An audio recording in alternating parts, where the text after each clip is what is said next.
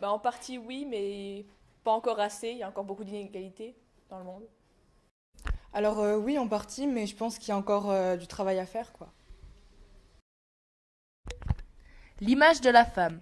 L'image de la femme, toute une histoire. En effet, elle ne fait que varier, évoluer depuis de nombreuses années, puisque les femmes n'ont jamais été considérées comme les hommes. Depuis la nuit des temps, la femme est la mère, puisque c'est elle qui donne naissance à l'enfant. Tout le monde le sait. Mais à cause de cette nature, on a déterminé que la femme devrait être à la maison, à s'occuper des enfants, de la cuisine et du ménage, d'où l'expression femme au foyer. Et cela jusqu'en 1950.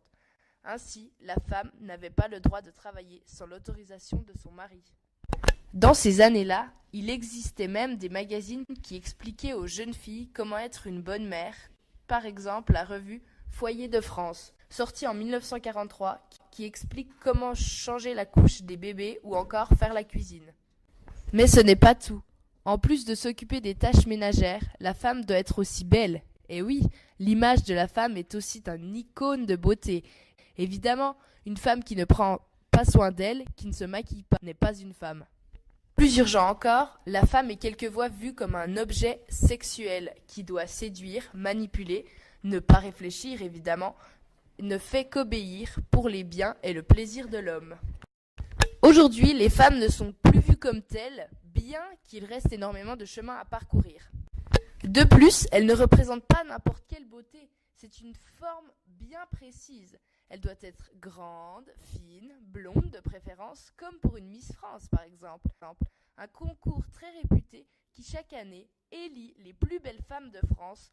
En fait, l'image des femmes en France ne serait pas qu'un stéréotype ?